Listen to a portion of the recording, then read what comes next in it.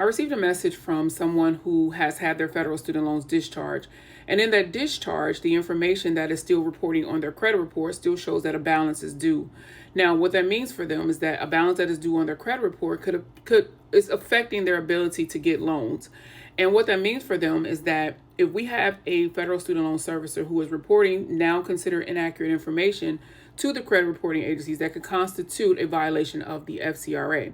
Now, I know with everything that is happening with federal student loans, we may feel that the Department of Education can do whatever it is that they want to do. That simply is not true.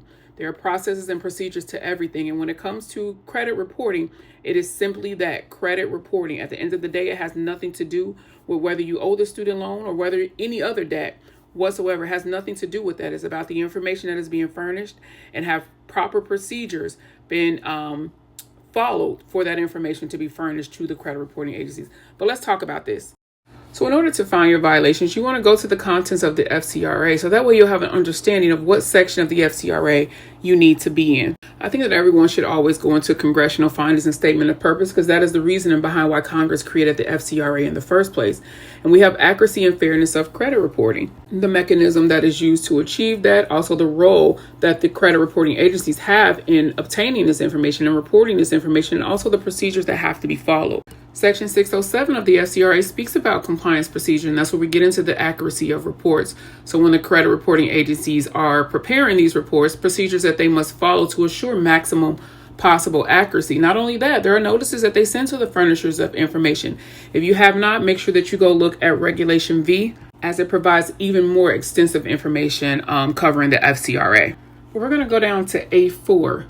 And that is where you see the information where it speaks about consideration of consumer information. So what that means is that letter that you received stating that your student loans have been discharged, meaning you're no longer legally obligated to pay, you provide that to the credit reporting agencies. Now, let's say that you have provided that letter of discharge to the credit reporting agencies. This is where we get into these violations, because under A4, we have consideration of consumer information. And that means when they are conducting these reinvestigations with respect to the disputed information, meaning you're disputing that balance that is on that credit report because you no longer owe it. It should be at a $0 balance now. That means that with respect to that information that is in your file, the agency shall review and consider all relevant information submitted by the consumer. And if they have not and just relied on the student loan servicer, then we have a problem. Now, under A5, when it comes to the treatment of inaccurate or unverifiable information, that speaks about what the credit reporting agencies must do if that investigation finds that the information, if you've provided the information to them and they come back and the information is inaccurate or they're unable to verify it, then they have the ability to modify or delete. All right, so let's talk about the responsibilities of the furnisher, which is the Mohilas or the Nelnets, whoever the loan servicer is. This is Section 623 of the